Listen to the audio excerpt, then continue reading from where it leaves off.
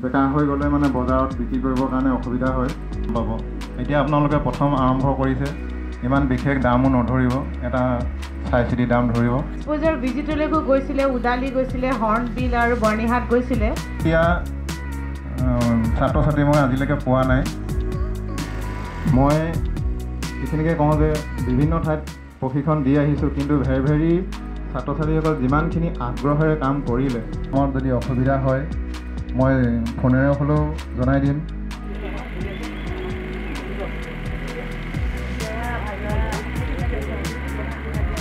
জয়া ৰাভা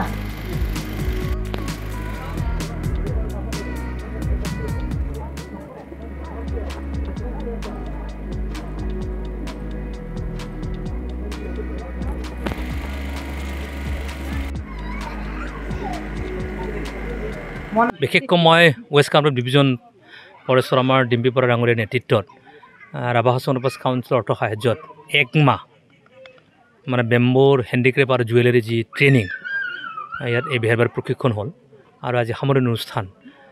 আৰু মই আহি নিজে খুব অভিভূত যে বাঁহৰ দ্বাৰা আমাৰ গাঁৱৰ যিসকল মহিলা এমাহৰ ট্ৰেইনিঙত ইমান ধুনীয়াকৈ তেখেতসকলে ট্ৰেইনিংটো তেখেতসকলে ল'লে, য'ত বেম্বুৰ দ্বাৰা ইমান সুন্দৰ জুৱেলাৰী তেখেতসকলে বনাই পেলালে। আৰু বনোৱাই নহয় যে এই জুৱেলাৰীটো কোনো গুণে মই ভাবোঁ যে যি ধৰণৰ তেওঁলোকৰ নিপুণতা, যি ধৰণৰ তেওঁলোকৰ ট্ৰেইনিং ইয়াত দিছে আমাৰ ফৰেষ্ট ডিপাৰ্টমেণ্টৰ যিসকল এক্সপাৰ্টসকলে, অতি সুন্দৰ। আৰু মই ভাবোঁ এই 23জনী মহিলাৰ এটা লাইভলিহুড, জীৱন জীৱিকা এটা তেখেতসকলে পাব। It's a new journey. আৰু মই ভাবোঁ বেম্বুৰ প্ৰডাক্টটোৱে হিউমেন বিঙৰ কাৰণে যিহেতু ভাল, আৰু মই ভাবোঁ ৰাভা হাছঙৰ এইটো এটা সম্পদ হৈ যাব, ফৰেষ্ট বিভাগৰ কাৰণে ডিপাৰ্টমেণ্টৰ এটা ফৰেষ্ট সম্পদ হৈ যাব। আৰু মই ভাবোঁ দেশ বিদেশলৈকে এইটো সুনাম নিশ্চয় কঢ়িয়াই আনিব পাৰিব। ফৰেষ্ট ডিপাৰ্টমেণ্ট যেনেধৰণে জড়িত হৈ আছে তেওঁলোকৰ ডিছপ্লে বা তেখেতৰ এক্সপ'জাৰৰ কাৰণে, সেইটো আমি নিশ্চয়কৈ কৰিম, কাউন্সিলো আমি কৰিম।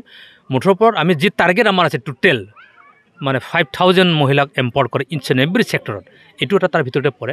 মই ভাবোঁ সুন্দৰ। আৰু মই আহক, আপোনালোকৰ যোগেদি মই আহ্বান জনাইছোঁ অসমবাসী ৰাইজক, আপোনালোকে আহক, বাঁহৰ জুৱেলাৰী আপোনালোকে ব্যৱহাৰ কৰক, বাঁহৰ প্ৰডাক্ট আপোনালোকে ব্যৱহাৰ কৰক, কৰি নিজৰ জীৱনটোক অন্য ধৰণে চাবৰ কাৰণে চিন্তা কৰক, মই তাকে আশা প্ৰকাশ কৰিছোঁ।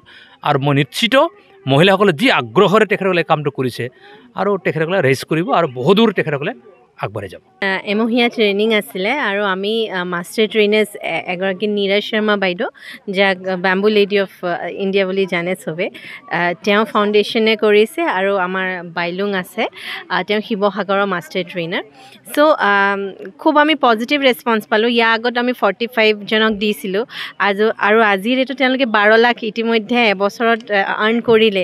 চ' সেই আৰু ইয়াৰ মানুহখিনি আগ্ৰহখিনি চাই আমি ভাবিলোঁ আমি বাঁহটো ইয়াত কণ্টিনিউ ৰাখিম।